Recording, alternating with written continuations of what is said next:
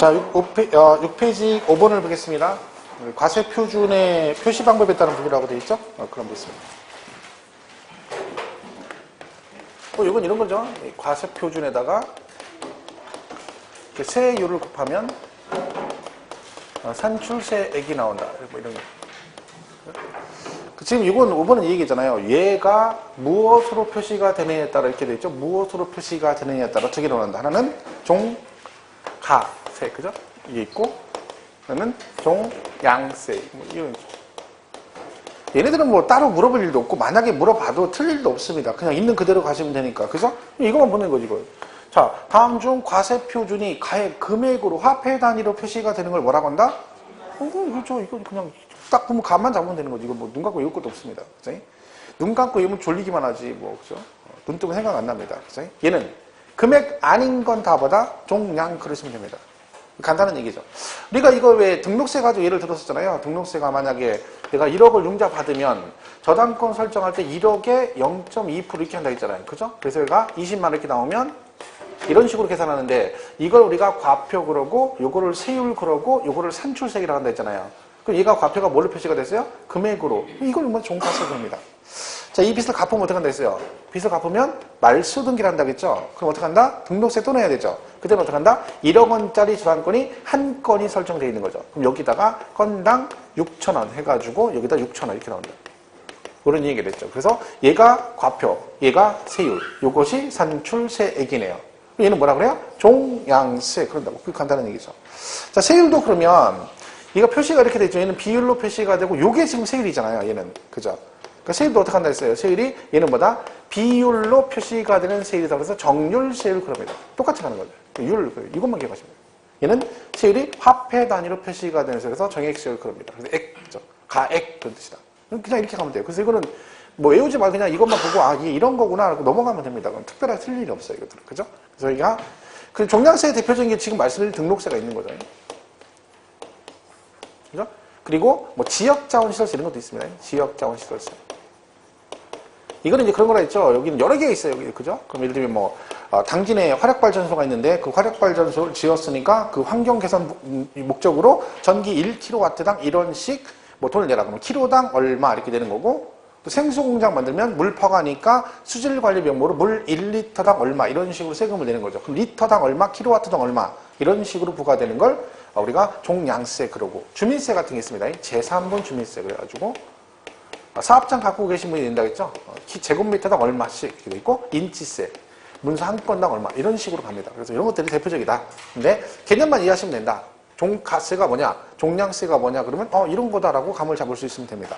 어차피 이게 시험이 주관식은 아니잖아요. 객관식이니까 이걸 보고 감만 잡을 수 있으면 지절이 알아서 나오겠지. 지문이 혹시 나오면. 그러면 우린 충분히 고를 수가 있습니다. 이런 거는 외울 필요 없는 거죠.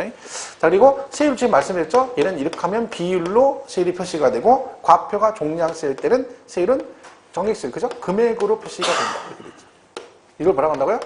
비율로 정해져 있는 세율에서 정률세율 그러고 얘는 정액세율 그런다. 이런 얘기죠.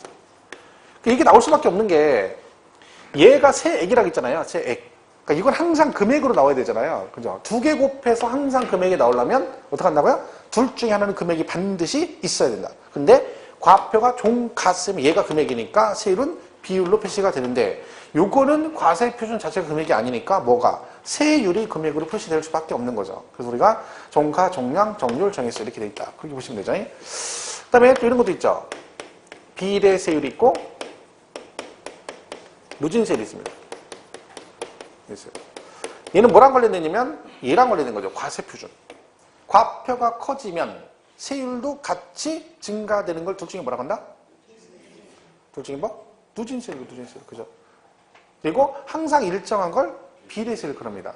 저 땅이 이렇게 있어요. 땅이 이렇게 있는데 이걸 땅을 산다는 거죠. 근데 이쪽 땅이 얼마냐? 1억이래요. 그래서 이거를 매매로 샀어요. 취득세가 매매로 사니까 4% 이렇게 되는 거죠. 옆에 땅 얼마냐니까 이 사람이 땅이 꼭 필요해서 산 걸 알고 나는 5억 달라는 거예요. 이유는 모르겠어요. 그죠? 이거 꼭 사야 되겠어요. 그럼 이것도 얼마예요? 그러면 이건 1억에 4% 샀는데 옆에 땅 5억이래. 그럼 취득세가 몇 프로예요? 5억짜리인데 4%요? 1억도 4%고 5억도 4%? 그렇죠. 4%죠. 한 3번 더 물어보면 점점 고개가 점점 이게 그죠? 4%죠. 그러니까 금액에 관계없이 세율이 항상 일정하다. 그걸 뭐라고 한다? 비례세율 그럽니다. 누진은 여러분 아시겠지만 6에서 40% 양도세 대표적이잖아요. 그죠? 금액에 따라, 그죠? 65, 24, 35, 38, 40. 이렇게 해서 그 구간별 금액에 따라 다르다. 이걸 누진 그럽니다. 그러면, 자, 0.2%에서 0.5% 이런 게 있고요. 그 다음에 뭐 0.07% 이렇게 났다. 1번, 2번. 자, 1번은 비례와 누진 중에 1번은 뭐라고 합니까? 이게 누진세율이에요, 비례세율이에요? 자, 그냥 불러볼게요. 1, 2번 중에 다음 중 누진세율인 걸 고르시오. 몇 번? 1번? 답 둘 중에 하나 있어요. 답은? 얘가 누진이지, 얘가 누진. 얘는 비례고. 벌써부터 무조건 얘가 누진이에요. 왜? 이거는 구간별로 나오잖아요. 누진은 금액에 따라 구간별로 세율이 틀리니까 얼마부터 얼마까지 몇 프로 이렇게 나가니까 당연히 구간 표시가 얼마에서 얼마 이런 식으로 표시가 되죠. 무조건. 그러니까 누진인데 0.07 그럼 이게 무슨 누진이에요? 이금은 그냥 비례세율이지. 그죠? 그러니까 구간별로 나오니까 항상 누진은 이런 식의 표시가 됩니다. 그러니까 이게 딱딱 떨어지는 세율은 비례세율 그러죠. 그러니까 취득세 같은 경우 비례세율만 돼 있잖아요. 왜요? 뭐 4%, 3% 뭐 이런 식으로 돼 있잖아. 그죠? 그러니까 우리가 배우는 조세도 여기 이제 구성에 해당이 되는 거죠. 비례세율은 취득세하고 등록세는 이걸로만 돼 있고 종합부동산세는 누진으로만 돼 있습니다. 그리고 이제 뭐 재산세하고 양도세는 비례도 있고 누진도 있는 거죠. 뭐 재산세 같은 경우는 뭐 0.2에서 얼마 이런 게 있고 0.07도 있고 이게 뭐 재산세 얘기고 양도세는요 50%, 40%, 뭐 70% 있잖아요. 이게 비례세율. 그리고 6에서 40 누진 이게 돼 있죠. 그래서 같이 돼 있다. 이렇게 보시면 되겠어요. 그래서 여기 6페이지 맨 밑에 5번의 과표 표시 방법에 따른 분류에서 오른쪽 7페이지 메뉴에 종가, 종량. 이런 거 공부할 때는 책 읽을 때 굳이 거기 1, 2, 3번 써 있는 거 읽을 필요가 없어요. 왜? 그냥 종가할 때, 얘는 가액으로 표시가 되고 종량 그러면 수량 등이다. 이러면 끝나는 거지. 쓸데없이 읽을 필요 없죠. 시간 낭비하는 거죠. 안 읽어도 문제 다 풀 수 있어요. 그죠? 6번 세율도 마찬가지죠. 표시 단위에 따라 정률 그럼 뭐 비율로 표시가 된다는 얘기구나. 정액세율 그러면 화폐 단위로 표시가 되는구나. 그럼 읽으면 되는 거고.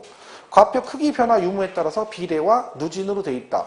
비례세율은 뭐다? 과세 표준의 크기와 관계없이 세율이 고정, 일정한 세율이 그죠? 비례세율. 그리고 과표가 커지면 세율도 높아지는 건 누진이다. 끝나는 거죠. 이렇게 보시면 됩니다. 그리고 3번에 표준세율이 나옵니다. 표준세율.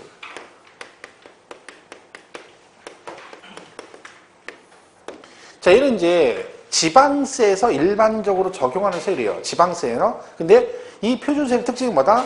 하감 조정할 수 있어요. 얼마 배에서? 100분의 50 범위 세율 자체를 조정할 수 있는 세율. 이걸 뭐라고 한다? 표준세율 그래요. 그러니까 우리 배우는 지방세 3개 있죠. 취득세, 등록세, 재산세는 다 뭘로 돼 있다? 표준세율 구조로 돼 있기 때문에 뭐가 가능하다는 얘기야. 그죠? 가감 조정할 수 있다. 전부 다. 셋 다 똑같이 갈 수 있습니다. 이런 거라 있잖아요. 취득세가 매매가 4%인데 이거를 조정할 수 있다. 그런 얘기죠. 어떻게? 50% 범위에서. 이거의 반절이죠.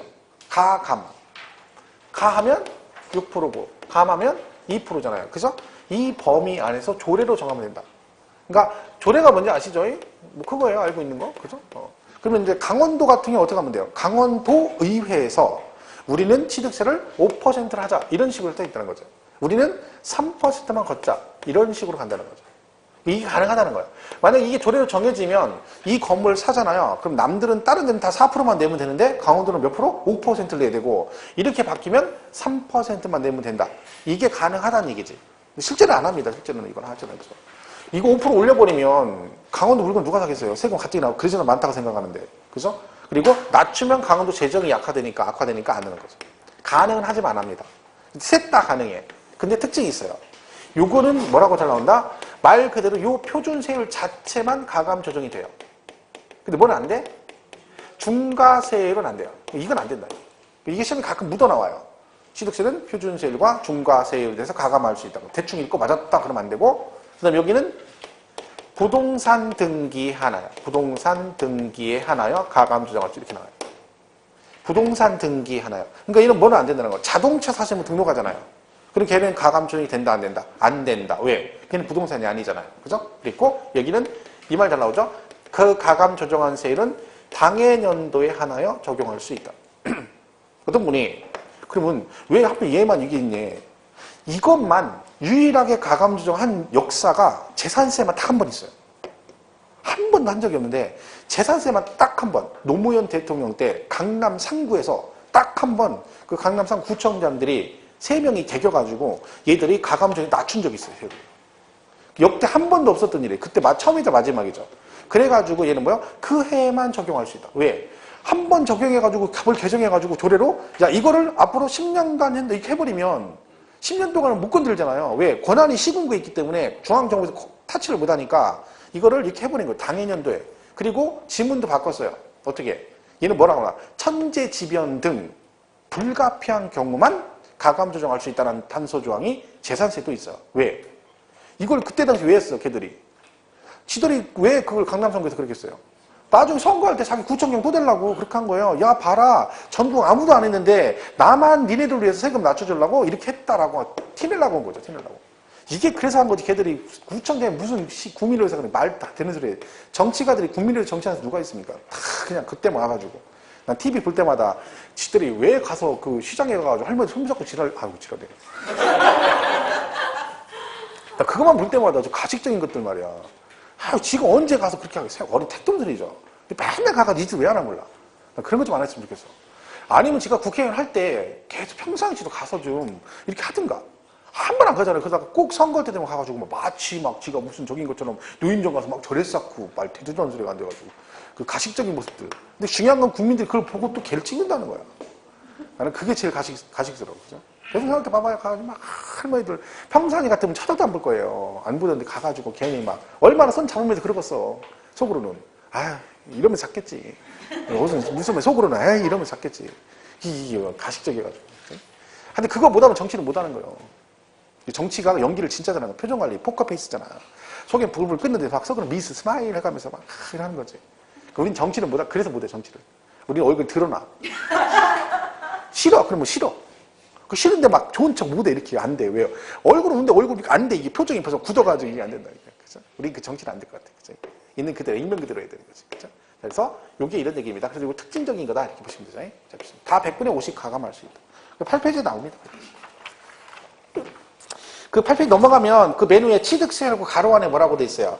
중과세율은 적용하지 않음. 그 다음에 등록세는 부동산 등기에 한함. 재산세는 당해년도만 적용. 그게 그런 뜻입니다. 그렇게 보시면 되고 그 세목별 세율 비교는 거기 나와 있지 아까 한 거죠? 취득세, 등록세는 비례세율만 돼 있고 누진세, 종합부동산세는 누진으로만 돼 있고 그리고 재산세하고 뭐는 양도소득세는 둘 다 돼 있다. 그렇죠? 그렇게 보면 되겠죠? 그 다음에 7번은 이제 조세의 독립성 여부에 따른 분류. 독립세 그리고 부가세. 부가세는 꼭 기억하셔야 됩니다.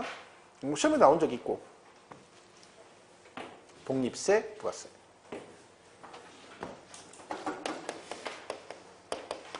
여기다 이제 부가세. 자, 부가세란 말은 덧붙여낸다 그런 얘기라 했죠. 그러니까 얘는 한마디로 자체적으로 세금을 과세할 수 없다. 법적 근거가 없기 때문에. 그래서 어떻게 한다? 이 독립세에 덧붙여 1+1 형태로 붙어간다 그랬죠? 그런 식으로 내는 걸 우리가 부가세 그럽니다. 그러니까 우리가 배운 건 다 독립세죠. 5개, 그죠? 취득세, 등록세, 재산세, 이게 다 독립세입니다. 그죠? 이렇게 돼 있죠. 자, 그럼 이 각각의 독립세에 뭐가 붙어 있다는 거 전부 다 그 찐득이처럼 부가세들이 붙어 있다 그런 얘기죠. 그죠? 그러면 거기 붙어 있는 그 찐득이들이 뭐니? 이걸 우리가 정확하게 기억을 하시는 거예요. 자, 취득세는 2개 붙어 있다 했죠? 책 보지 말고. 책 보고 대답하지 마세요. 책 보고 대답하지 마. 그래서 그런 사람들이 나중에 문제 풀 때 꼭 답을 봐. 생각을 안 하고, 그죠? 여기 있어. 농특세 10%. 그리고 지방교육세 20%. 그냥 이렇게 대답하다 틀리는 게 나아요, 차라리. 그죠? 등록세는요? 지방교육세 20%. 이 공부 별거 있습니까? 지금 물어볼 때 이거 생각해서 대답하는 게 공부라니까? 혼자 책 보는 것보다 훨씬 공부가 잘 되는 거죠. 지방교육세 20%. 이렇게 대답 잘하다가 한 번 또 혼자 틀려봐. 농특세 20%. 양도세는요? 농특세 20%. 근데 얘는 뭐 특징이 있죠? 얘는 뭐다? 감면세계. 이거요. 감면세계. 그죠? 자, 이건 조심할 게 이제 양도세는 뭐 그 특별한 건 없지만 얘는 전부 다 납부세액이 붙는 거거든요. 근데 양도세는 납부세액은 부가세가 없다. 그런 뜻입니다. 근데 내가 만 1억이 양도세가 나와, 1억이. 근데 얘가 납부세액이에요, 양도세. 낼 돈이죠? 그러니까 실제로 여러분이 만약에 양도세 1억이 나오면 세금을 요 1억만 내면 되나요? 실제 양도세 1억이 나왔어, 계산에. 그럼 이것만 내면 끝이나? 아니죠. 여기 뭘 낸다? 지방 소득세 10%를 내야 됩니다. 그러니까 이 소득세라는 게요. 얘는 지방소득세니까 지방세잖아요. 근데 이름이 지방소득세죠. 이게 무슨 뜻이냐면 얘 띄면 소득세는 국세의 지방세예요.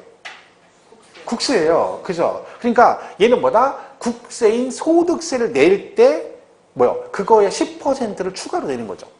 근데 이게 부가세가 아니라는 거야. 왜? 옛날엔 부가세였는데 지금은 독립세예요. 그러니까 돈 내는 건 맞는데 뭐라고 하면 틀려요? 여기에 지방소득세를 부가세로 부과한다 그러면 틀린다는 거지. 성격이 다르기 때문에 그렇습니다. 그러니까 양도소득세도 소득세고 종합소득세도 소득세고 법인세도 법인소득세잖아요. 그러니까 그 소득세는 전부 다 뭘 내? 그 금액에 10% 지방소득세를 냅니다. 양도세도 그러니까 우리가 직장다니면 연말정산 하시면 이번 달에 종합소득세 확정신고 하잖아요. 그때 뭐 내야 돼? 이거 10% 같이 내야 되는 거죠. 그렇죠? 그래서 이게 붙는 거죠. 근데 얘는 부가세가 아니라는 거죠. 근데 이걸 뭘 받으면? 감면을 받으면 그런 얘기죠. 감면 받았다는 뭐 1억을 뭐 받았어? 전부 다 감면 받았어. 그럼 세금 낸다 안 낸다? 안 낸다 그런 얘기죠. 감면세. 그러니까 대표적인 그런 게 있어요. 감면이 그 최근에 몇 년 전에도 있었죠. 정부에서 가끔가다 뭐를 해. 지방 같은 데는 이렇게 미분양 아파트가 많아지면 그 미분양 해소하려고 어떻게 해요? 요 아파트를 지금 사면 앞으로 5년 안에 그걸 매매하면 어떻게 한다? 양도세 100% 면제 주겠다. 그런 아파트들이 군데군데 있습니다. 군데군데. 그리고 걔가 정부 정책에 따라 중간중간 생겨요. 최근에도 몇 년 전에 있었죠. 그럼 그걸 5년 안에 팔면 어떻게 돼? 감면받아. 만약에 여러분 여기에 해당되는 거예요. 근데 지금 팔았어 5년 안에. 양도세 1억이 나왔어. 계산했더니. 그럼 어떻게 돼? 100% 감면받으니까 1억은 안 내죠. 하지만 뭐는 내야 된다? 부가세 내야 돼. 농특세 20% 내야 돼. 그러니까 이거 얼마? 2,000원 된다. 1억은 안 내지만 이거에 20%인 2천만 원을 농어촌 특별세로 내야 됩니다. 이게 근데 뭐요? 부가세인 거죠. 부가세. 양도세는 결론적으로 감면의 경우에만 뭐가 붙는다? 부가세로 농어촌 특별세가 붙는다. 이렇게 보시면 되는 거죠. 그러니까 지문상에 언급될 때 그러면 조금만 조심하시면 됩니다. 자, 근데 취득세는 부가세가 2개죠. 그렇죠? 2개. 자, 이거는 앞으로 다시 설명할 일이 없기 때문에 한 번만 하겠습니다. 거기 2개인 이유, 계산 방식. 자, 내가 1억 원짜리 부동산을 취득하면 얘가 세금 어떻게 냈다 했죠? 과거에는 취득세와 등록세를 따로 냈었다. 그죠? 근데 취득세는 1억에 매매면 얼마? 2%. 그 취득세는 세율이 하나밖에 없었어요. 몇 프로? 2%. 무조건 2%. 매매건, 상속이건, 증여건 2%. 그럼 여기 얼마? 200만 원. 이렇게 한다 했죠? 200만 원.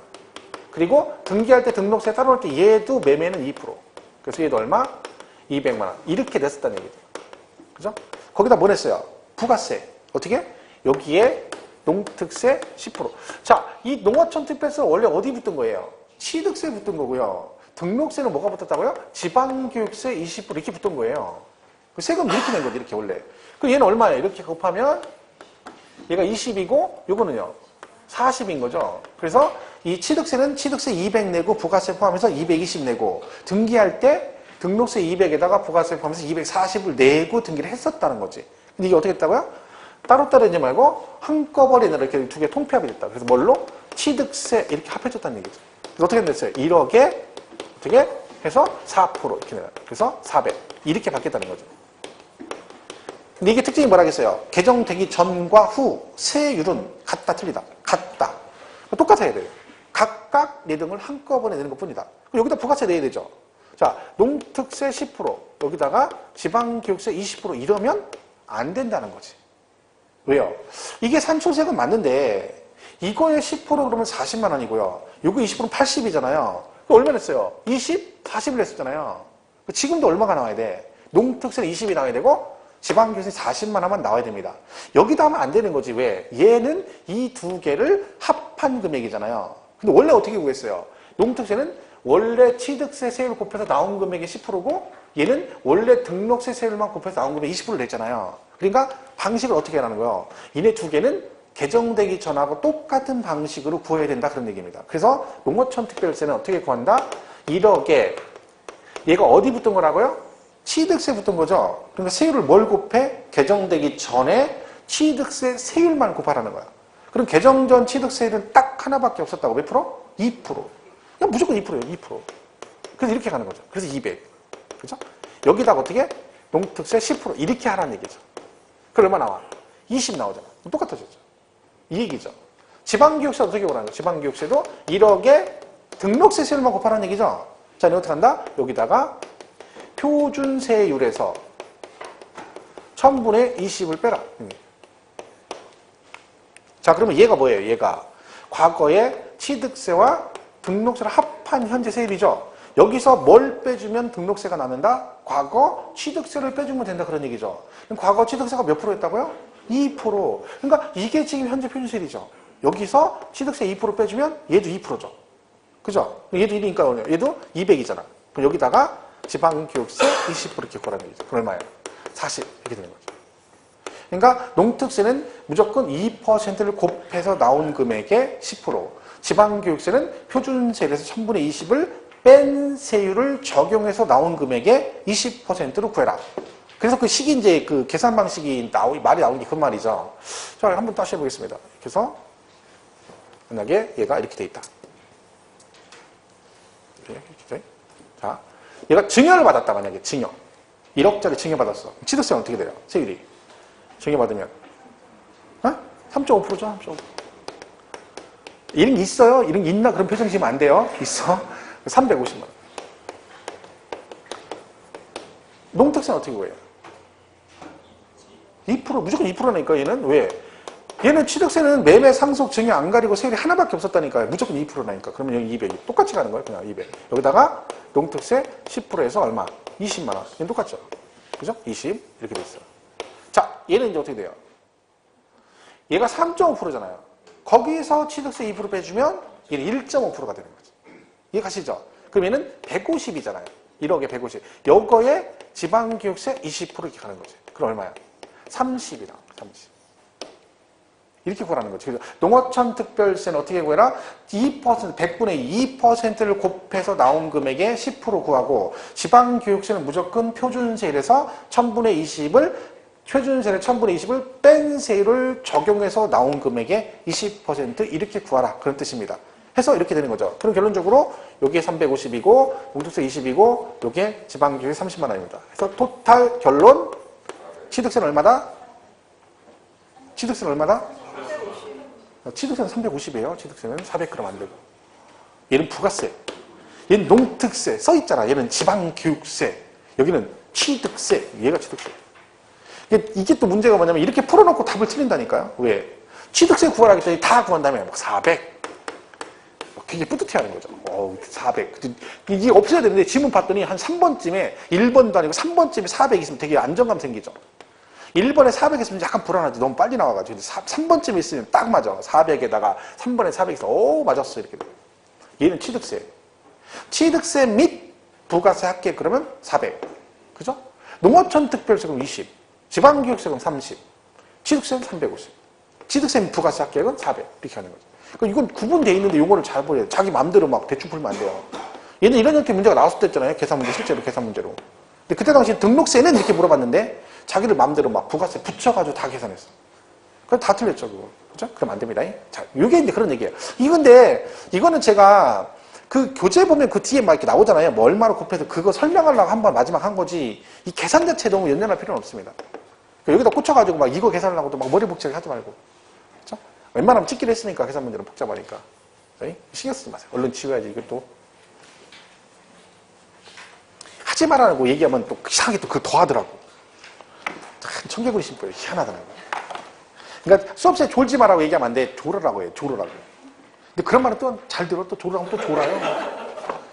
네. 자는 건 본인 자유예요. 근데 그건 내가 얘기했죠. 자는 건 자유인데 이렇게 하고 자야 된다고. 이 상태에서 딱 이 상태로 자야지. 눈높이를 여기 맞춰 자야지. 이렇게 하는 순간 깜빡하면 50점이에요. 이렇게 하면 50점이야. 그러다가 무리해가지고 턱 개는 순간 과락이라는 거지. 잘 자야 돼. 이렇게 하고 자면 과락이에요. 과락. 꼭 이것도 사지 말라 했죠. 이것도 난 부정적인 생각. 난 틀렸어. 꿈속에 벌써 틀렸대. 조심해야 돼. 뭐든지. 떨어지는 낙엽도 조심하세요. 공부할 때는 하나하나 다 조심하셔야 됩니다. 그래서 8번에 그 부가세는 거기 박스 정리돼 있죠. 8페이지 맨 밑에 7번에. 그죠? 그래서 거기 취득세 가지고 뭐라고 돼 있어요? 부가세. 농특세 10%하고 가로 안에 1000분의 20을 적용한 세액의 10% 구하라는 얘기고 지방교육세는 표준세율에서 1000분의 20을 차감한 세율을 적용한 세액에다가 20% 구하라 그런 뜻이죠. 그 말뜻을 이해만 할 수 있으면 되는 거죠. 계산 같은 거 하지 마시고. 자, 그럼 부가세에 어디에 뭐가 붙는지 정확하게 기억을 해야 됩니다. 시험에 나온 적이 있고 이게 나오면 절대 틀리면 안 된다. 자, 이렇게 보시면 되고 그 다음 9페이지 8번에 부동산 활동에 따른 분리라고 되어 있네요. 부동산 활동에 따른 분리. 보겠습니다.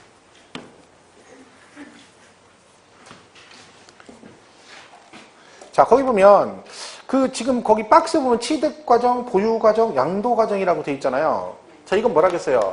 우리가 부동산을 취득하거나 아니면 뭐 보유하거나 아니면 뭐 양도했을 때 이 각각의 단계별로 내는 세금을 배우는 거라겠잖아요. 근데 이 세금이 종류가 되게 많은데 우리 이 중에 딱 5개만 배웠죠. 그죠? 여기 있는 게 뭐 있어요? 취득세하고 등록세고 여기는요 재산세하고 종부세 배웠고 여기 양도세 이렇게 배웠죠.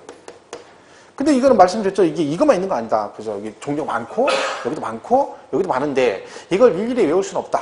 그런 뜻이죠. 그래서 우리가 그 위에 8번 박스 위에는 1, 2, 3, 4를 보시라겠죠? 보시면 되는데 보면 1번에 뭐라고 됐어요? 취득과 보유 단계만 부과되는 조세 그랬죠? 무슨 얘기야? 취득하고 뭐 보유 단계 공통으로 들어간 조세를 뭐냐? 그럼 이게 뭐다? 지방교육세다. 얘는 부가세잖아요. 결국 무슨 얘기예요? 여기에 부가세를 붓고 여기도 부가세를 붓고 여기도 부가세를 붓잖아요. 그러니까 이 두 군데 공통인 조세는 뭐다? 지방교육세다 그런 거죠. 근데 거기 만자가 들어갔죠? 이게 만자가 빠지면 농어촌 특별세 이런 것도 다 들어갑니다. 근데 농특세는요. 세 군데 공통인 조세예요. 그러니까 만자가 들어가 버리면 두 군데만 공통인 조세는 농특세는 안 들어가는 거죠. 지방교육세 이렇게 되고 뭐 있어요? 보유와 양도 단계의 공통인 조세. 얘는 지방 소득세. 그죠?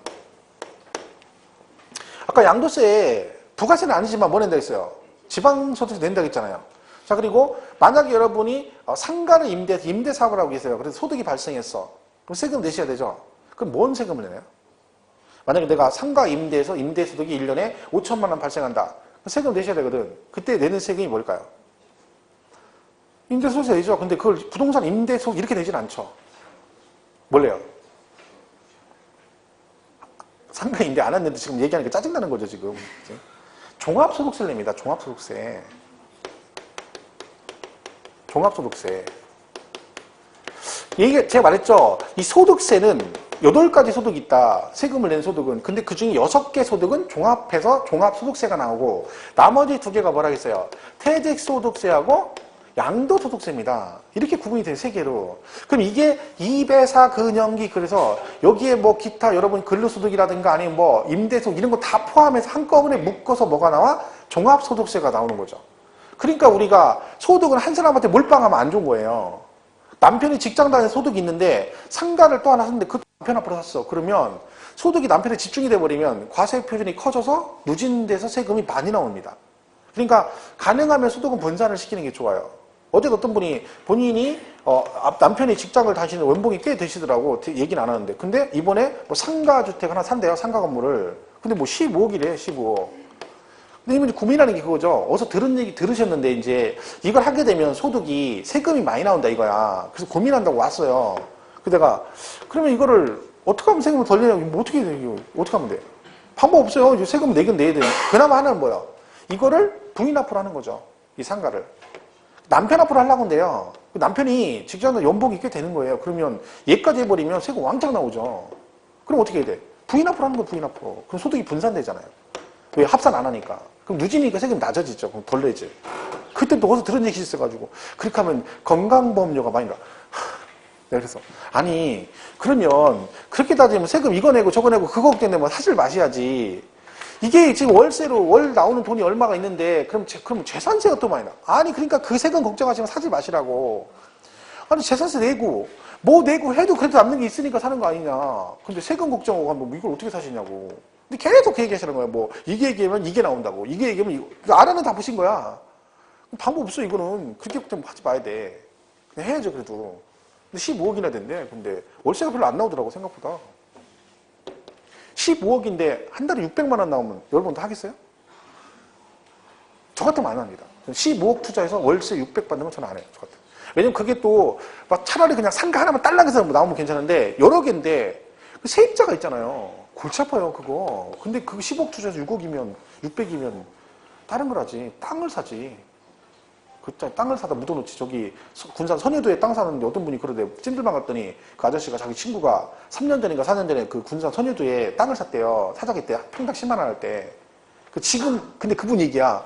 근데 지금 자기 친구가 그러는데 지금 400이래. 평당 400. 근데 거기가 지금 다리 놓거든요. 군산 새만금 쪽에서 그 선여도 섬까지 다리를 놔요. 근데 다리가 거의 다 완성이 됐어요. 그 바다 위로 다리를 놓은 거죠. 그럼 차 타고 들어갈 수 있거든요. 그러니까 이제 그것 때문에 이제 개발 호재가 생기니까 땅값이 오르긴 오른 것 같아. 근데 그때 당시 10만 원 자기는 근데 안 샀는데 자기 친구는 300평인가 500평을 샀대요. 근데 지금 땅값이 뭐 그 얘기 친구 얘기 그런데 지금 막 400 간다고 한대. 근데 가능은 할 수도 있어요. 왜냐면 땅값은 1년 사이에 몇십 배 오를 수 있어요. 충분히. 탄력받으면 금방 순식간에 막 몇십 배 오르거든요. 이분 노란 거죠. 10만 원 400이니까 40배 뛴 거잖아. 몇 년 사이에. 그럼 여기다가 1억짜리 1억만 투자했으면 40억입니다. 근데 문제는 뭐야? 그러면 40억이잖아. 그럼 돈 많이 엄청 벌었죠? 그럼 이 사람 또 뭐, 어떤 생각? 세금 걱정한다니까? 세금? 나 지금 세금을 그러면 세금 한 10억 내야 돼. 야, 아니, 10억 내야지, 세금을. 아니, 세금을 하나도 안 내고 날로 막 이것만 먹으려면 안 되죠.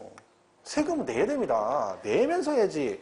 적게 내려고 하는 거 있지만 안 내려고 하면 안 되지. 그럼 나 같으면 40억 했으면 세금 20억 내도 해야죠. 그잖아요. 그 20억 벌었잖아. 그 생각 안 해. 그냥 내는 것만 생각해. 내는 것만. 그래서 요건 이렇게 되는 거예요. 그러면 부동산 임대소득은 여기 들어가요. 종합소득세에. 그럼 여러분 그 종합소득 임대소득수 소득세를 내죠. 종합소득세. 그럼 여기도 뭐가 붙어? 지방소득세가 붙어요. 10%가. 그러니까 걔는 보유했을 때 내는 거라는 거죠. 여기는 안 써있지만. 그래서 두 개 들어간다는 얘기예요. 그냥. 그죠? 그 다음에 취득하고 양도단계 공동주세는 뭐죠? 여기는 취득, 인치세. 그죠? 얘는 이제 그거잖아. 우리 계약서 쓸 때, 그죠? 인치 붙이잖아. 그죠? 사고팔 때 내는 거. 마지막 세 개죠? 취득과 부여와 양도 단계 공통주세. 얘는 뭐 있다? 농어촌 특별세. 그 다음에 부가가치세. 그리고 지방소비세가 있습니다. 지방소비세. 이렇게 되어 있죠. 이 세 개가 있죠. 이거 뭐 우리가 어떻게 배웠어요? 농부지 이렇게 그랬죠. 농부지. 그죠? 농부지. 그죠? 이걸 인치세 있을 때죠? 인치세가 농어촌 부인해서 바람났네. 그랬더니 말이 시대가 얘가 바람나서 나갔다 했잖아요. 그죠? 일이 나가고 얘 전 남편 직업이 뭐야? 얘가 농어촌 부인이었으니까 지금 농부지. 이렇게 농어촌 특별세, 부가가치세, 지방소비세 이렇게 돼 있어요. 그죠? 그러니까 지방소비세는 얘는 자체적으로 세금을 과세하는 건 아니고요. 얘가 지방세잖아요. 얘는 국세고. 그러니까 국세 일부를 지방재정으로 이렇게 돌려주는 거예요. 근데 얘를 주는 거예요. 얘. 이거의 일부를 지방재정으로 주는데 이걸 현찰로 줄 수가 없으니까 세목을 만든 거죠. 지방소비세 이렇게 만들어가지고 이렇게 주는 거죠. 그래서 얘는 결국 누가 내는 거야? 얘가 내는 거지, 얘가. 부가가치세는 세 군데 다 들어가죠. 여러분 상가 건물 사시면 어떻게 돼? 그 건물분에 대해서 10% 부가가치 내시고 상가 사가지고 임대주죠. 월세 받잖아. 500에 50. 그럼 어떻게 돼? 그 50만 원에 대해서 10%도 뭘 내야 돼? 부가가치세를 내셔야 됩니다. 그리고 팔면 매출 금액의 10% 이렇게 되는 거죠. 그러니까 얘는 세 군데 다 들어가. 얘는 그냥 당연히 따라가는 거죠. 그래서 이 세 개가 이렇습니다. 결론 이 얘기는 무슨 얘기예요? 이런 얘기잖아. 세 군데 다 들어간다는 얘기잖아. 얘가 여기도 들어가고 여기도 들어가고 이렇게 들어간다는 얘기지. 그죠? 인지세는 이렇게 들어간다는 얘기잖아요. 이렇게. 그죠? 그 얘기지. 결론적으로 취득 관련 조세가 이 두 개만 있는 건 아니라는 거죠. 얘도 있고 얘도 있고 얘도 있고 이거 다 들어간다는 거죠. 최근 시험에 재작년인가 시험에 이거 나왔었죠. 다음 중 취득 단계에서 부과될 수 있는 조세로 옳은 걸 모두 고르시오. 이렇게 나왔어요. 지금 5개가 나왔어요. 농특세, 지방교육세, 그 다음에 인치세, 그리고 재산세, 종부세가 나왔어요. 이 5개가 나왔어요. 그리고 뭐래요? 문제는 취득과 관련된 조세로 옳은 걸 모두 고르시오였어요. 1, 2, 3, 4, 5 나왔어요. 풀면 되죠. 자, 그럼 여러분 이게 지금 여기서 보니까 그냥 푸는 건데 질문 읽었을 때 취득세나 등록세가 그나마 나오면 괜찮은데 농어촌 특별세하고요. 지방교육세, 인치세가 나왔어요. 그리고 나머지 두 개가 재산세, 종부세가 나왔다는 거지. 자, 그럼 이 문제를 풀 때 여러분 어떻게 풀겠어요? 예를 들면 니은, 농어촌 특별세 이렇게 나왔어. 그럼 여러분 볼 때 농특세가 고민하는 거죠. 농특세하고 취득 관련이 있나? 이렇게 문제를 풀면 이 문제를 맞출 확률이 적습니다. 왜? 이걸 다 알지 못하거든요. 이 문제는 생각보다 쉽게 풀 수 있어요. 이걸 가지고 풀어야 되는 거야. 재산세, 종부세. 왜? 얘는 취득과 관련이 없죠. 그 문제 지문이 취득과 관련된 조사가 오는 걸 모두 고르시고 그랬으니까 어쨌든 그 지문에 얘하고 얘가 들어간 건 절대 정답이 될 수가 없다는 뜻입니다. 그러면 이 두 개, 얘가 기억하고 디귿인가 이랬어요. 그러면 그 문제 1, 2, 3, 4, 5번 중에 기억하고 디귿 들어간 건 정답이 아니잖아요. 그리고 그거 싹 빼버리면 딱 하나 남아요. 4번. 그게 정답이야. 그 나는 이 세 개는 모르고 내가 알고 있는 뭐 이거 두 개가 보유 관련 조사라는 거, 그죠? 이걸 가지고 이 문제를 풀었다는 거죠. 근데 정답은 맞췄죠. 쉽게 오히려 이거 외우는 것보다 훨씬 빨리 풀 수 있는 거죠. 그러니까 제가 말했잖아요. 그 지문이 나오면 거기서 내가 최대한 내가 알고 있는 걸 활용해가지고 문제를 풀면 되는 거죠. 이건 지금 현재 전부 다 박스형 문제를 이렇게 풀 수 있어요. 박스형 문제. 박스 딱 처리해가지고 나온 거 있죠. 근데 이건 안 돼요. 박스형 문제 그렇게 풀었더니 다음 중 옳은 것은 몇 개인가 이거 있잖아요. 1번 2개, 3개 이건 안 돼. 그건 안 되고 기역, 니은, 디귿, 리을. 니은, 디귿 이거는 돼요. 이거는 가능해요. 이건 이런 식으로 푸는 습관을 들이면 다는 못 맞추더라도 확률이 높아져요. 오지선단에서 찍었는데 갑자기 3개가 제껴져 버리면 확률이 5대 5가 돼버리는 거죠. 그러니까 이건 나중에 문제 풀 때 좀 활용하셔서 하시는 것도 괜찮습니다. 그죠? 자, 그래서 보시면 돼요. 그래서 거기 8번에 뭐 거기 쭉 나와 있습니다. 그냥 보시면 되고 여기보다 부동산 활동에 따른 분류해서 정리가 돼 있다. 이렇게 보시면 되고 그 다음에 조세 용어 정의가 나오죠. 그 1번에 뭐라고 돼 있어요? 과세기간. 과세기간. 과세기간 이렇게 돼요. 자, 과세기간은 그대로 해석하면 세금을 부과하는 기간이다. 그죠? 과세기간 이렇게 돼 있어요. 제가 오늘 수업 언제까지 한다 얘기 안 했죠? 미리. 오늘 몇 시까지 하는데 수업? 네? 오늘 수업 몇 시까지? 얘기 하나만 지난번 올 때. 네? 1시? 원래 1시 반까지 했죠. 그죠? 표정들이 지금 깜짝 놀라는 표정이네. 5월달에는 1시까지 하겠습니다. 5월달에는 3번. 그리고 6월달 3주는 1시 반까지. 6월달 한 주는, 3주는 1시 반이 될 수도 있고, 좀 길어질 수도 있어요. 진도 나가는 거 봐서. 그치? 오늘 오후에 뭐 하시죠? 특강한다고? 시험 봐요? 일찍 끝나야 좋을 거 합세요, 여러분. 일찍 끝나면 뭐해? 공부 안 하고 노는데. 학원에 있는 게 나아요. 학원에 붙어 있는 게 낫다니까. 여기 앉았으면 그래도 공부라도 하잖아. 졸든 뭐든, 졸면서 들어도 그게 다 피가 되고 살이 되는 거거든. 나가면 아무것도 안 해요. 나가면 뭐해? 매일 놀고 뭐 노는 얘기나 하지 뭐. 그 쓸데없이 앉아가지고 뭐 이번 주에 어디 갈까 이런 얘기나 했었고 뭐. 그죠? 뭐가 맛있다는 둥 뭐 그럼 한번 가볼까? 뭐 이런 얘기 나오는 거지. 맛도 없는 거 가봤자. 그죠? 그럼 하지 마. 그러니까 공부하는 게 제일 좋아. 학원에 붙어 있는 게 제일 좋아요. 자, 이거는 뭐예요? 세금을 부과할 수 있는 법적인 기간이다 그런 뜻입니다. 그죠? 왜냐면 소득세가 있다 그랬죠. 이 소득세는 뜻이 뭐다? 소득이 발생했을 때 내는 건데 대표적인 월급이라고 했잖아요. 근데 월급은 매달 발생해. 그럼 세금을 달달이 낼 것이냐, 분기별로 낼 것이냐 정해주는 거죠. 그걸 우리가 뭐라 그래? 과세기간 그래요. 소득세는 과세기간이 1월 1일부터 10월 30일 이렇게 했죠. 그러니까 우리가 연말정산은 그래서 하는 거예요. 왜 하필이면 연말에 정산하냐? 이게 법으로 정해진 거죠. 1년치 몰아서 여기서 한꺼번에 몰아서 세금을 내라고 정해져 있는 거죠. 그러니까 연말정산하는 거죠. 그럼 얘는 과세기간이 이렇게 돼 있는데 얘 말고 부가가치 세 있습니다. 얘는 근데 2번 내죠. 1기분 1월 1일부터 6월 30일, 7월 1일부터 12월 30일 이렇게 돼 있습니다. 근데 얘는 반기별로 내긴 하지만 얘도 과세기간인 거죠. 그렇죠? 얘는 그러니까 6개월 단위로 냅니다. 제가 볼 때 이거는 6개월 한 이유가 있어요. 이걸 1년으로 가면요. 기간이 너무 길어져요. 그리고 금액이 너무 커져요. 부가가치세가 많이 내면 굉장히 많이 냅니다. 세금을. 그죠? 거기다가 1년으로 하면 세금을 1년 있다 받아야 되잖아. 그죠? 그러니까 중간에 빨리빨리 거둬야 되는 거죠. 그래서 6개월 단위로 가. 그것도 그래서 또 있어? 중간에 예정신고도 있어요. 얘는요. 그죠? 여기서 중간에 3월달까지 해서 4월달에 예정신고하고 여기도 7, 8, 9거에서 10월달에 예정신고하고 확정신고는 전부 다 그 기간 끝나고 다음 달 25일입니다. 그럼 1기분은 언제 하는 거예요? 확정신고를. 7월 25일에 7월 25일. 그죠? 7월 25일에 확정신고. 얘는 다음 년도 1월 25일이 확정신고 기간입니다. 이렇게 되는 거죠. 어쨌든 기간은 정해져 있다. 그죠? 법인세도 기간이 있습니다. 법인세. 그죠? 근데 법인세는 정관으로 정하도록 되어 있어요. 그 법인이. 1년은 초과하면 안 돼요. 대신 본인들이 알아서 하는데 정관으로 정하도록 되어 있다. 결론은 셋 다 뭐다? 과세 기간이 정해져 있는 거죠. 날짜는 다, 기간은 다르지만. 그죠? 그걸 우리가 과세 기간 그래요. 그 박스에 보시면 9페이지 소득세에서 원칙 매년 1월 1일부터 12월 31일까지죠. 돌아가시면 어떻게 됐어요? 돌아가셔도 세금은 내고 가셔야 된다 그랬죠? 그래서 1월 1일부터 돌아가신 날까지가 과세 기간이고 거기다가 출국하게 되면 1월 1일부터 출국일까지 관련된 세금을 내시면 된다. 법인세는 정관으로 정하는 기간 그랬고 부가가치세는 1기분, 2기분 나눠져 있습니다. 그래서 지방소비세는 그냥 따라가는 거죠. 부가가치세하고. 그죠? 이렇게 해서 이걸 우리가 뭐라고 한다? 과세 기간을 한다. 그죠? 자, 그리고 넘어가면 이제 법정 신고 기한이 나옵니다. 그 10페이지. 그죠? 그랬습니다. 10페이지. 그 추위 많이 타시는 분들은 여름에 저희 겉옷 갖고 다니셔야 돼요. 에어컨 틀면. 그죠? 에어컨 틀었는데 춥다고 막, 그죠? 에어컨 끄고 그러면 안 돼. 또 싸워. 학원마다 꼭 있어요. 매년 싸우는 사람들이. 막, 나는 더워 죽겠는데 홀딱 가서 춥다고 끄고. 그럼 좀 이따 또 더운 사람이 또 가서 키고. 막, 그 서로 왔다 갔다 감정싸마다 막 쉬는 시간 싸워. 끄댕이 잡고 막 싸워.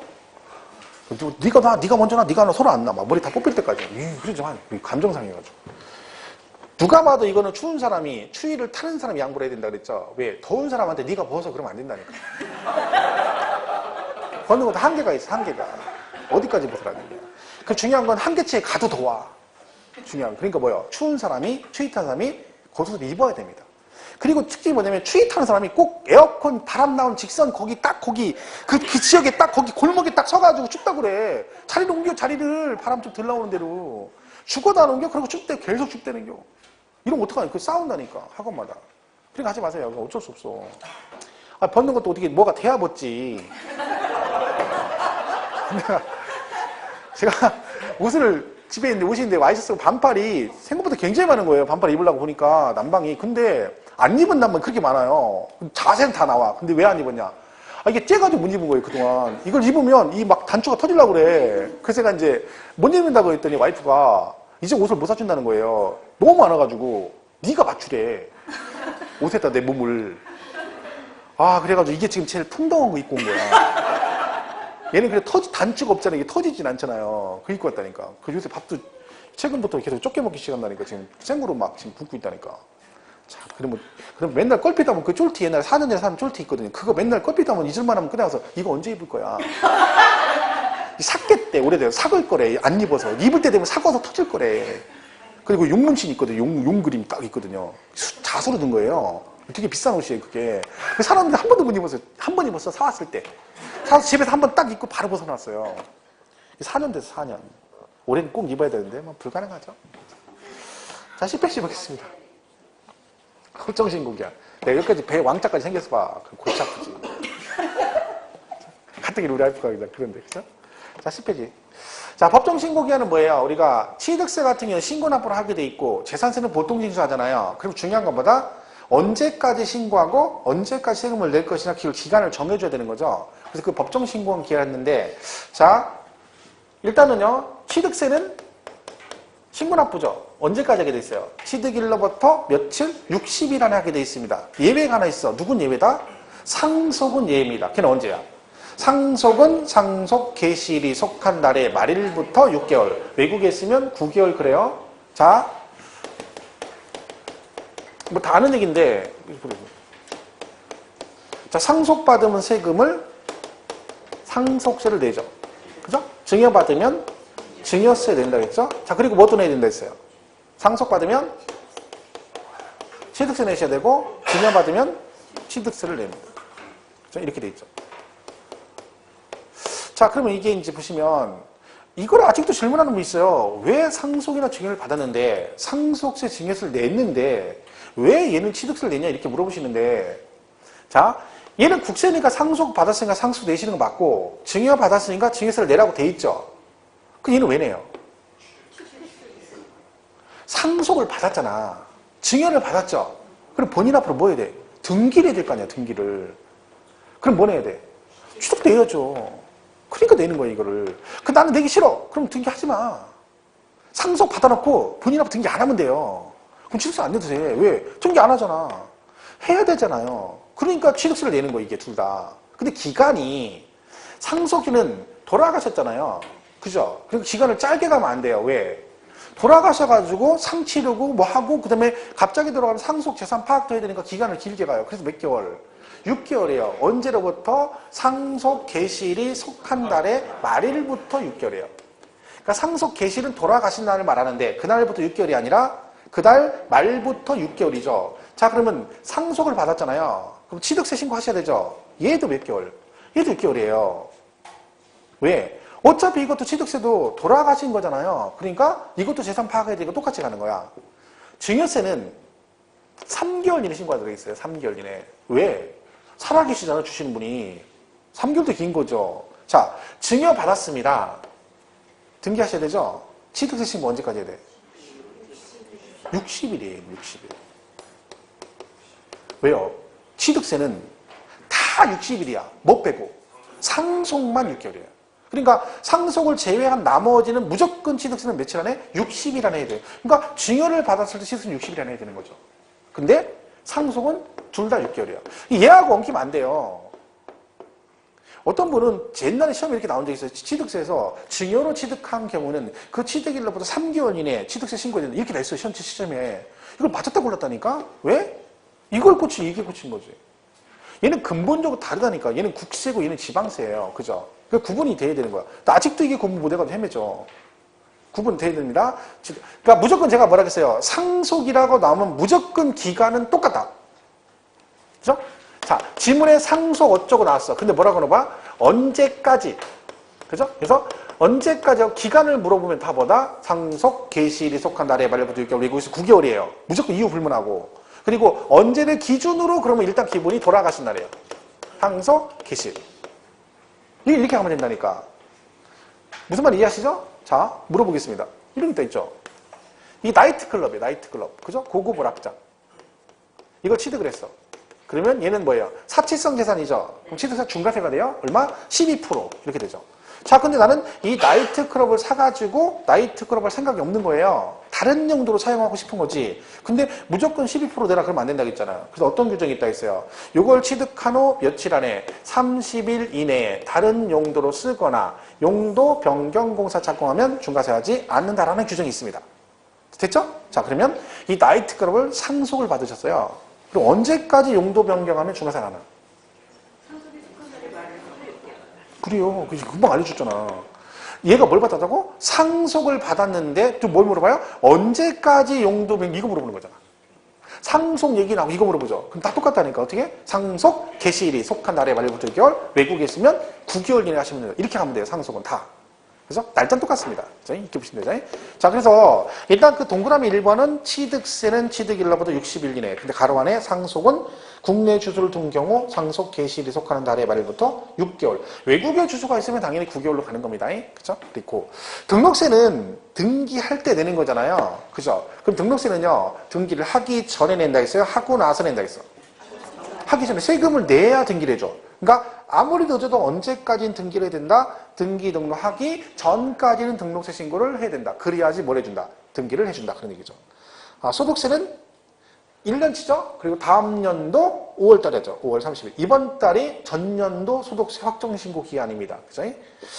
부가가치는 두 번 낸다겠죠? 1기분, 2기분에서 끝나고 그 다음 달 25일이니까 1기분은 7월 25일이고 2기분은 다음 연도 1월 25일이다. 이렇게 있고.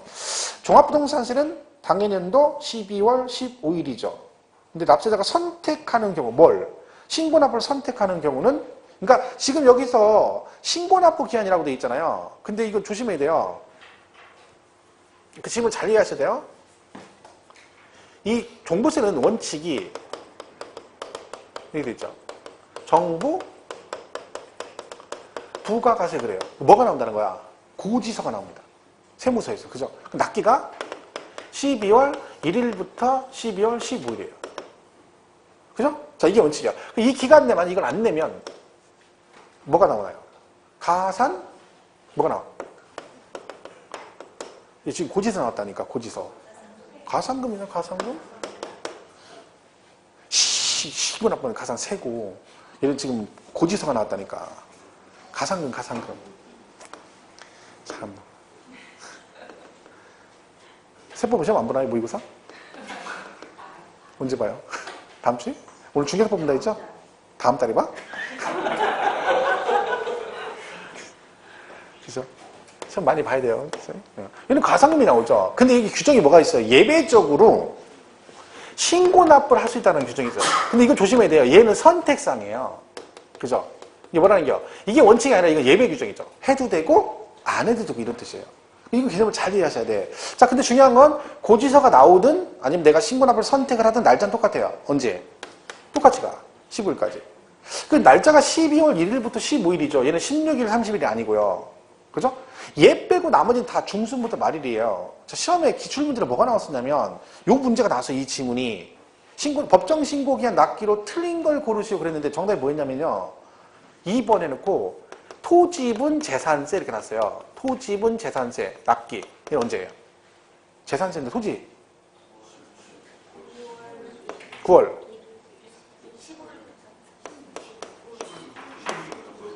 이게 재산세 16일이면 30일이지. 근데 이 시험 문제 정답이 이게 정답 틀린 거였는데 뭐라고 하냐면 이렇게 나왔어요. 이렇게. 이거는 진짜 폭가롭게 얘기해서 굉장히 기분 나쁜 거예요. 왜? 우리를 너무 과소평가한 거죠. 무시한 거잖아. 이거를 맞추라고 낸 거야. 근데 이걸 틀린 사람이 있다니까. 이게 9월달이잖아요. 9월달. 그러면 여러분 이런 문제 있을 거 아니야. 10월달에 시험을 봤을 거 아니야. 근데 그 10월에 시험 본 사람 중에 9월달에 토지분 재산세 낸 사람이 분명히 있을 거라는 거지. 그러니까 본인이 공부한다고 바빠가지고 뭐 9월달에 뭐요? 마지막에 날이 30일 되기 직전에 은행가 돈을 냈단 말이야. 토지분 재산세. 그리고 그 다음 달 시험 봤는데 이게 나왔어. 근데 이걸 틀린다. 있다니까. 내가 보면 분명히 있다니까. 다음 달에 시험이 나왔잖아. 이게 그 전달 토지 이때 내고 이때 토지분 재산세 내고 다음 달 10월달에 시험 봤다니까. 그러니 이게 그때는 거예요. 얘만 그래요. 얘만 1일부터 15일이야. 왜? 얘는 왜 그런다 했어요? 16일, 30일 안 된다고 했죠? 왜? 이거 작년에 이때 뭐 했어요, 여러분? 부어라 마셔라 이 밤이 다 가도록 술잔을 드세요. 막 했잖아. 무슨 세금을 내냐고. 얘만 12월 달에 1일부터 15일이에요. 근데 얘도 똑같이 가는 거죠. 자, 그런데 그러니까 얘는 만약에 종합부동산세는 이렇게 나오면 틀리는 거죠. 종합부동산세는 12월 1일부터 15일까지 신고하고 납부하여야 한다. 그러면 무조건 틀립니다. 왜? 걔는 선택사항이기 때문에 아무 얘기 없이 그렇게 나오면 틀리는 거죠. 그럼 얘가 원칙이 돼버리는 거지. 항상 뭐라고 나와야 돼? 얘는 뭐 할 수 있다라고 나오는가 그래야 되는 거죠. 아니면 얘가 원칙인데 예외적으로 할 수 있다 이렇게 나와야 되는 거야. 자, 그럼 날짜는 똑같아요. 나온 김에 이거 안 하면 가산세 부과한다 안 한다. 내가 신고를 안 했어요. 종합부동산 신고를 안 했어. 그럼 가산세 부과된다 안 된다? 가산세 부과 안 하죠. 왜? 얘는 의무규정이 아니잖아요. 해도 되고 안 해도 되는데 그럼 내가 고지서가 나와서 돈을 냈어요? 돈 냈더니 한 달 있다 뭐래? 원주세무서 너 왜 신고 안 하고 돈 냈어? 나 뭐 죽어버려 가산세로? 이 얘기 있잖아. 말이 안 되는 거지. 근데 중요한 건 뭐다? 여기서 또 가면 여기서 가산세 부과가 안 된다는 얘기는 무슨 가산세를 말한다? 무신고와 과소신고 있죠? 신고는 그죠? 무신고, 과소신고 있어요. 이 중에 뭐? 얘는 부과 안 해. 무신고가 뭐예요? 신고를 안 했을 때 되는 거잖아. 그럼 얘는 지금 신고 안 해도 되죠? 왜? 선택사항이 아니니까, 의무규정이 아니니까. 근데 이거를 부과하면 안 되잖아요. 그럼 얘는 나올 수 있다. 과소신고는. 얘는 왜 그래요? 얘는 뜻이 뭐예요? 과소신고라는 얘기는 내가 신고납부를 선택을 해서 원주세무서에다 신고를 한 거죠. 근데 했는데 어떻게 했어? 적게 신고했잖아. 그럼 당연히 과소신고는 뭐가 나와? 가산세 부과될 수 있습니다. 그러니까 이거는 만약에 그냥 단순하게 얘는 신고는 의무규정이 아니니까 가산세에 부과되지 않는다. 그럼 맞아요. 근데 그렇게만 이해하면 나중에 문제 틀릴 수가 있는 거지. 근데 어디까지 가야 돼? 여기서 말하는 것은 무신고 가산세는 부과하지 않는다. 근데 뭐는 나올 수 있다? 과소신고 가산세는 나올 수 있다. 왜? 이 말은 네가 신고납부를 선택했다는 뜻이니까 그런 얘기죠. 이게 그 얘기입니다. 그걸 잘 기억하셔야 돼요. 이게 처음에 이게 나왔었죠. 총론에서 뭐라고? 자, 내가 신고납부를 선택을 했어요. 그러면 보통은 이제 여러분 신고할 때 일단 고지서가 나오는 걸 보고 그리고 나서 신고납부를 선택을 하겠죠. 왜? 얼마가 나온지를 알아야 되잖아. 자, 종부세가 1,000만 원 나왔어. 고지서가 나왔어요. 1,000만 원. 자, 그러면 언제 보통 신고를 하나요? 내가 생각했던 것보다 뭐 있어? 많이 나온 거지. 그죠? 나는 얼마 나올 줄 알았어? 한 800 나올 줄 알았는데 1,000만 원 나온 거예요. 이런 경우 보통 신고하겠죠. 설마 이런 사람 있겠어? 나는 2,000 나올 줄 알았어. 2,000. 근데 1,000만 원밖에 안 나온 거예요. 기분 나쁜 거예요. 왜? 내가 이거밖에 안 나와? 종부세가? 2,000 나와. 1,000만 원인데 열받았어. 그래가지고 막 가서 야, 나 2,000이야. 이렇게 신고합니까? 이런 건 아니지. 그러니까 1,000이 나는데 800이라고 생각을 네가 했다는 거죠. 그럼 이때 어떻게 이 사람이 가서 신고를 하겠죠. 근데 문제는 뭐야? 만약에 여러분이 800이라고 신고를 했어요. 그러면 이미 국세청에서 결정해서 고지한 금액 있죠. 그리고 내가 신고한 금액 2개가 있잖아요. 그럼 둘 중에 뭘 인정해줘? 800을 인정, 800을. 왜? 내가 신고를 선택했으니까 네 선택대로 해주겠다는 거지. 그러면 어떻게 돼? 요 800도 있고 이 1000만 원도 있잖아요. 그럼 내가 신고하는 순간 어떻게 한다? 이 과세권자의 결정은 없었던 거로 본다. 자, 시험 지문에 뭐라고 나왔어요? 종합부동산에서? 종론에서 이 말이 나왔어요. 다음 중 납세자가 신고납을 선택하는 경우 과세권자의 결정은 없었던 것으로 보는 조세로 옳은 걸 고르시오. 뭐야? 얘가 정답이에요. 근데 이걸 여기서 안 물어보고 어디서 물어봤어? 조세총론에서 물어봤어. 종부세는 안 물어보고. 이 문제 엄청 많이 틀렸죠. 그러니까 얘는 이게 별건 아닌데 여기서 정확하게 이해해야 돼요. 원칙은 이런데 안 하면 가산금 나오고, 그죠? 신고납부 선택사항이기 때문에 날짜는 똑같은데 이걸 안 했다고 해서 가산세가 부과되는 건 아니다. 하지만 이때 가산세는 뭘 말한다? 무신고 가산세는 부과가 안 되지만 과소신고 가산세는 부과될 수 있고, 그리고 내가 신고납부를 선택하면 과세권자의 결정은 없었던 거로 본다. 이렇게 보시면 되겠어요. 자, 그리고 6번은 상속세니까 상속계실이 속한 달의 말일부터 6개월. 증여세는 증여받은 날이 속한 달의 말부터 저는 3개월이라고 되어 있네요. 그죠? 이렇게 보시면 되지. 그렇게 보시면 됩니다. 자, 3번은 과표죠, 과표. 과세표준은 아까 했죠. 자, 과세표준이 금액으로 표시되는 걸 뭐라고 한다고요? 종가세, 그죠? 수량 등으로 표시가 되면 종량세를 한다 했잖아요. 그죠? 종가, 종량. 열 것도 없다니까요. 그냥 보시면 된다니까. 그 다음 4번에 면세점 있고 5번에 수액징수 면제가 나오죠. 거기까지 하겠습니다. 자, 면세점. 세금을 뭐 한다? 면제 준다. 이 대표 주자가 누가 있다 했죠? 취득세가 대표 주자예요. 기준이 어떻게 돼 있어요? 취득 가액이 얼마? 50만 원 이하면. 자, 이거 보고 이제 대답해 보세요. 오픈북이니까 취득 가액이 50만 원 이하면 면세점을 적용한다. 맞죠? 자, 취득가액이 50만 원 이하면 취득세를 부과하지 않는다. 다시 할게요. 다시 지금 뭐 물어봤는지 모르죠? 칠판을 계속 쳐다본다고 집중하는 건 아니에요. 머리를 집중해. 눈만 이렇게 하고 이렇게 하면 안 돼요. 자, 취득가액이 50만 원 이하면 취득세를 부과하지 않는다. 다시 취득가액이 50만 원 이하면 면세점을 적용한다. 오죠. 취득가액이 50만 원 이하면 취득세를 부과하지 않는다. 자, 얘가 뭔 뜻이요? 면세점이 뭐예요? 세금을 면제해 준다는 얘기요. 자, 50만 원 이하면 면세점을 적용한다. 이 말은 뭐예요? 50만 원 이하면 취득세를 면제해 준다는 얘기지. 부과한다는 얘기, 안 한다는 얘기? 안 한다는 얘기잖아요. 그러니까 50만 원 이하면 면세점을 적용한다는 얘기는 50만 원 이하까지는 취득세 부과를 안 하겠다는 뜻이잖아. 자, 취득가액이 50만 원이면 면세점을 적용한다. 오? 이하니까 50만 원. 자, 취득가액 50만 원이면 취득세를 부과하지 않는다. 아, 맞박이나 이맞박이나 똑같은 얘기하고 있는 거예요. 50만 원이면 면세점 적용하니까 50만 원이면 취득세 부과 안 한다는 얘기고 같은 말이잖아요. 제가 왜 얘기를 하냐면 내가 외운 건 이거잖아요. 그죠? 근데 시험 지문은 지금 제가 물어본 것 중에 하나가 나올 수 있다는 거지. 예를 들면. 그럼 나는 이걸 열심히 해가지고 누가 물어봐도 대답을 잘하는데 중요한 건 시험 볼 때 찍을 수도 있다는 거죠. 틀릴 수도 있고. 그래서 제가 이상, 이하, 미만 초과를 하라고 했잖아요. 왜? 시험을 그렇게 내니까 하는 거예요. 그렇게 내니까. 이거 외워놓고 틀릴 수 있잖아요. 그 개념은 이해를 잘해야 돼요. 이제는. 문제가 되게 난이도가 높아서 틀리는 게 많지 않다니까. 그러면 어차피 못 푼다 했잖아요. 근데 똑같이 나도 알고 너도 알아. 근데 얘는 맞추고 나는 틀리는 거예요. 2% 차이가 나는 거야. 그걸 잘 보셔야 돼. 그걸 잘 보셔야 되는 거죠. 얘도 마찬가지잖아요. 소액징수, 면제라는 게 있어요. 소액징수, 면제. 그럼 얘는 뭐다? 징세비라고 하죠. 징세비를 절감하겠다 그래요. 그럼 징세비가 뭐냐면 세금을 징수할 때 들어가는 비용을 말합니다. 그럼 여러분 보통 징수와 신고납부 중에서 징세비가 들어가는 징수 방법이 뭐겠어요? 보통 징수에 왜? 고지서가 나가니까 원가가 들어가잖아요. 그럼 이게 뭔 얘기야? 그 고지서 작성 원가보다 세금이 더 적으면 배보다 배꼽이 더 크니까 징수 안 하겠다 그런 뜻이라 했죠. 이때 수액은 얼마를 말한다? 2,000원 미만을 말한다 그랬죠. 2,000원 미만을 말한다. 자, 그럼 2,000원 미만이면 징수하지 않는다. 그러면요. 재산세는 재산세 징수액 2,000원 이상이면 징수한다. OX. 미만이면 저기다. 2,000원 이상이면 재산세를 징수한다. 오죠. 미만이면 적용 안 하니까 이상부터 적용하고 2,000원이면 재산세를 징수한다. 오. 실제 시험은 그렇게 나왔죠. 재산세액이 2,000원인 경우는 재산세를 징수한다 해서 맞는 지문으로 나왔습니다.